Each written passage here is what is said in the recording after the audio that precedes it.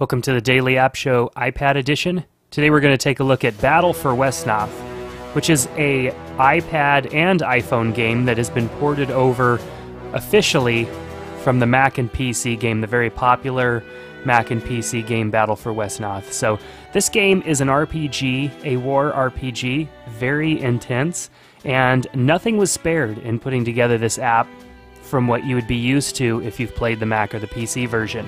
So over here we have our preferences.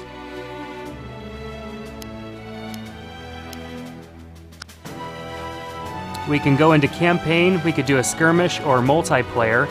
What's cool is that it is integrated with OpenFeint, of course, for the iPhone and iPad, and you could even sync saves. So perhaps maybe you're playing this game not only on your iPhone but your iPad, maybe even over on your Mac or your PC, and you can sync saves along and just start your game right where you left off, which is awesome.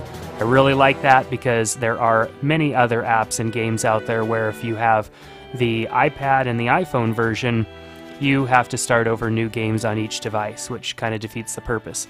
Alright, so let's take a look. Let's just go in and I want to show you how this works.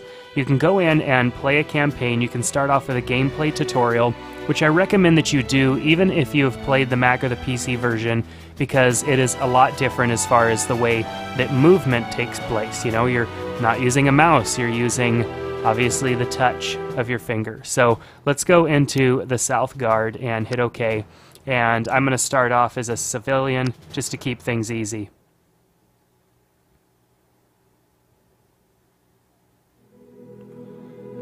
So I can skip this or go on to the next slides. Let's just hit skip.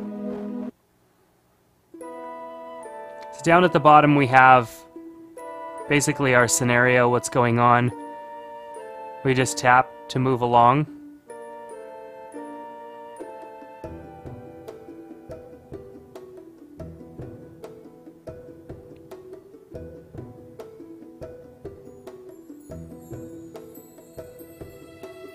You get also some help down here as well.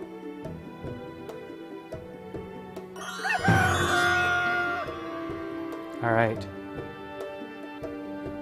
So we can scroll around just to see what we've got going on here. You can see here the shaded area.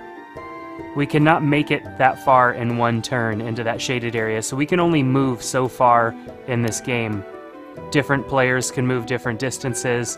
So let's tap down here and get him closer to the river fort.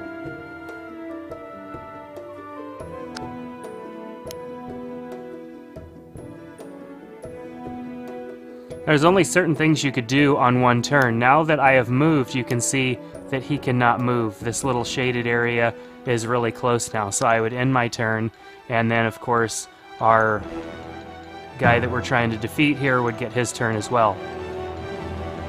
So you also want to go, let's go in and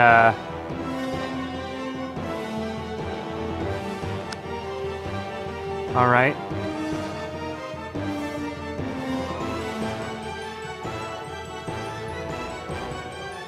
So a lot is built into the story here, so this game is not a really fast-paced game, but most RPGs aren't. This game is very, very in detail.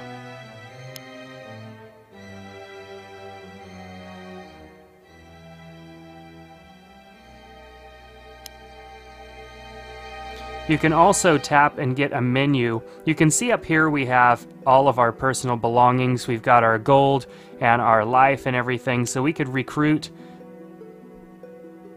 So perhaps I would want to recruit a bowman. Oh, I need to have a leader.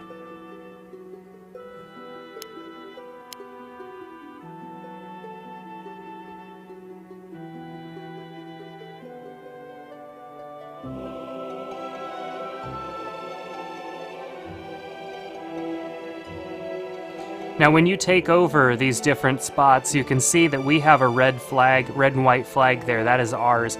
Down here below you can see that we've got blue flags. Those are, of course, been taken over by the person we're trying to defend, the guy we're trying to defeat, sorry. So what we need to do, of course, is keep them from getting those, because healing takes place in those spots as well. So when you fight, and you can see your little power bar next to each player. When one of them gets damaged, you want to send them to one of those little village or huts in this case, so that you can of course have healing take place.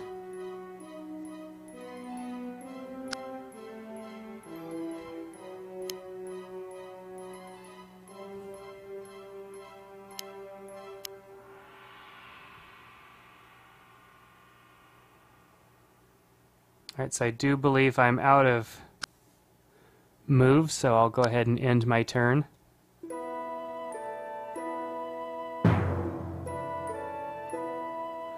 Now, one neat thing here, if I make an incorrect move, the menu up top here allows me to do multiple things. I can recall, there's also an undo that will show up here, so perhaps I make a move and I didn't like that move. Simply go and undo it, and I can start over again. I can tap on him, and you can see that the area still is allowing me to move about. So that is a nice feature for people like me when playing these games who make a move and realize that I didn't do exactly what I originally had wanted to.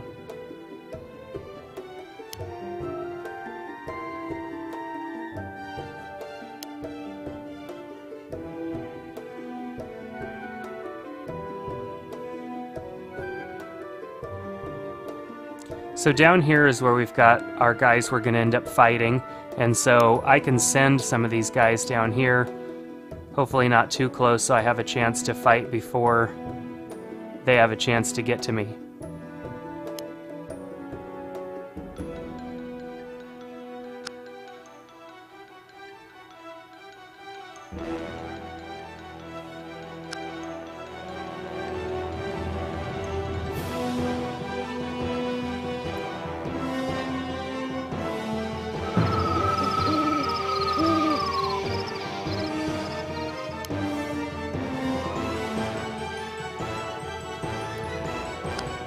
I'd like to just show you really quick before we end this demo what a battle looks like.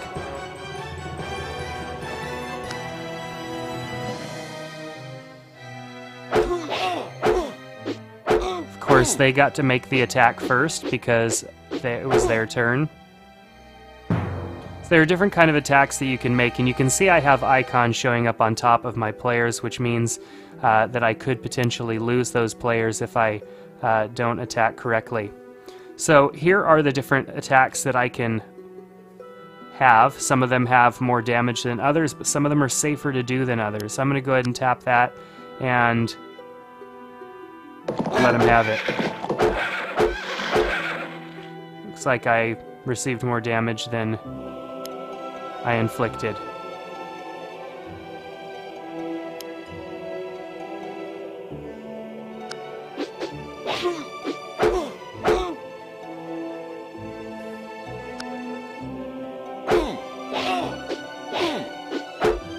So they sent a guy with more life up to get me. So you strategically want to make sure you're using your weapons appropriately so that you don't end up losing characters.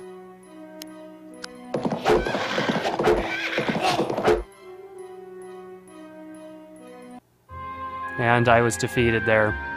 So this is a very fun game, can be very time consuming, but what's nice is it's available on the iPad and on the iPhone, so you can sync those games up. If you've played this game on the Mac or the PC before, I think you're really going to love it. It's a great RPG experience, so I really recommend that you check out Battle for Wesnoth in the App Store today.